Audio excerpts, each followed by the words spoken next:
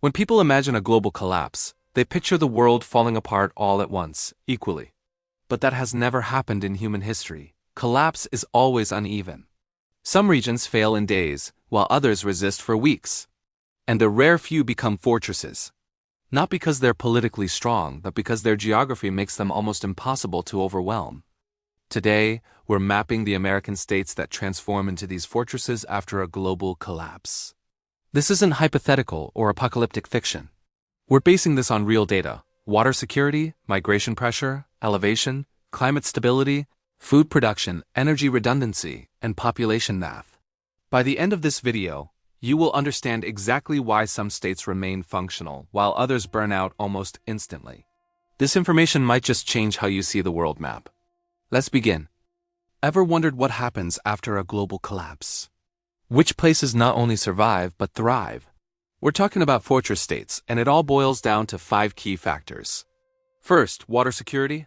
No local fresh water. A society lasts maybe 3 days. Aqueducts and distant reservoirs become useless overnight. Second, population pressure.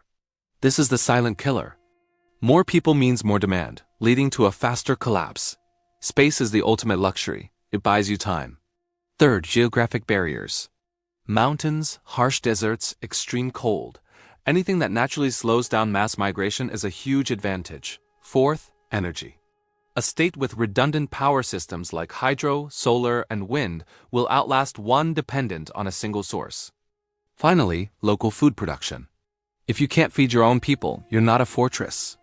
You're a humanitarian crisis waiting to happen. So, using these 5 lenses, let's map the survivors of a broken world. Alright, using these 5 lenses, let's map out the states that could transform into fortified civilizations if the world as we know it breaks down. Coming in at number 10 is Maine, the northeastern outlier fortress. Maine becomes a stronghold for one very simple reason: nobody can easily reach it. Think about it. It's surrounded by dense forests, rugged cliffs, and the cold Atlantic Ocean. It has a super low population density and plenty of fresh water.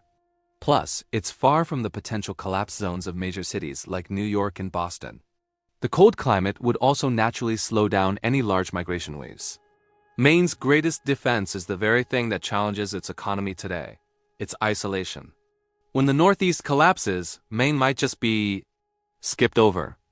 Next up, at number 9, we have the twin states of New Hampshire and Vermont, forming the Green Mountain Shield. The Appalachian spine runs right through both, creating natural choke points and restricting access.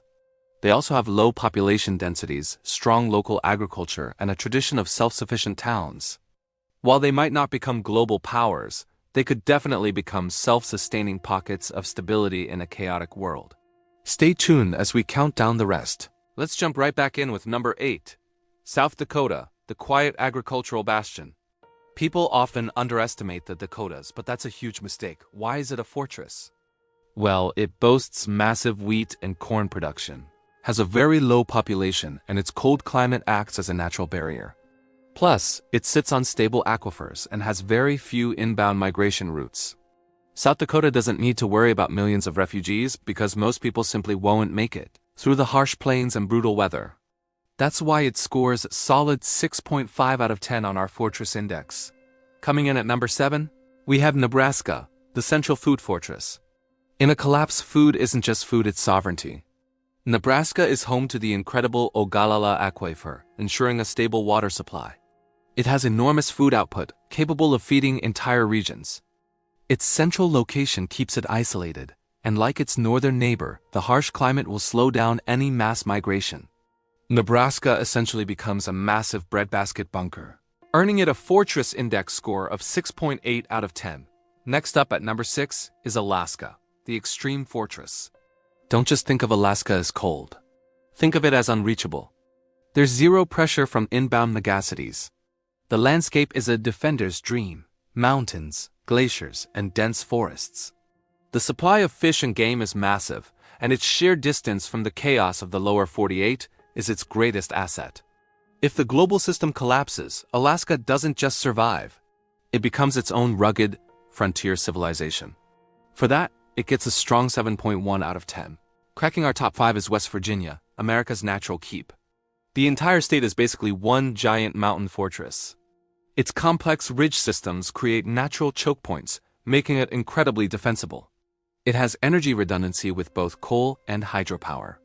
The forests seem endless, providing resources and cover. And let's not forget the strong, self-reliant local culture. West Virginia is built like a medieval bastion, just without the stone walls.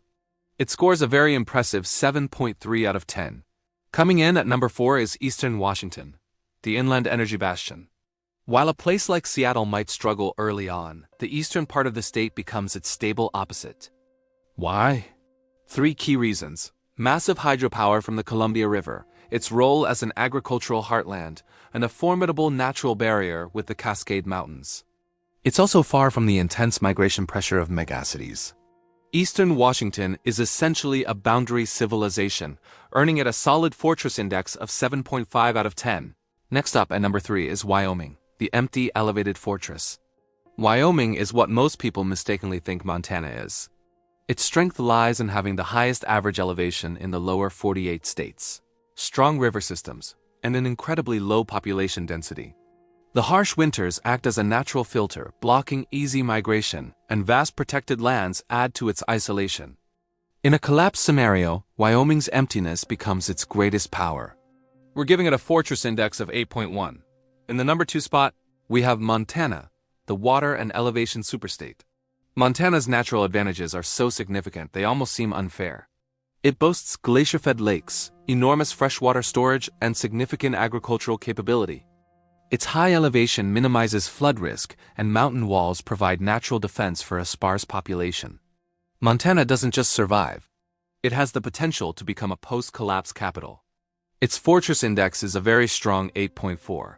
And finally, the number 1 fortress state in the entire United States is Idaho. Geographically, it is the strongest fortress in America.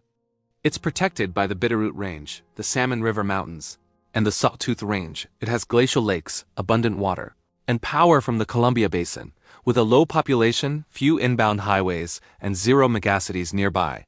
Idaho is the perfect storm of defensive geography.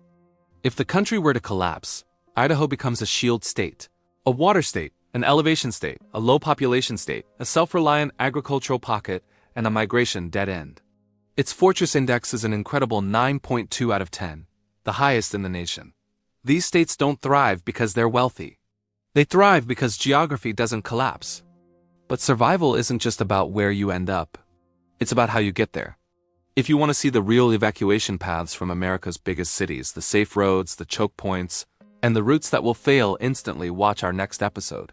The best escape routes from every major US city. This is the 0-Hour Atlas. We don't predict doom. We map what survives. Thanks for watching.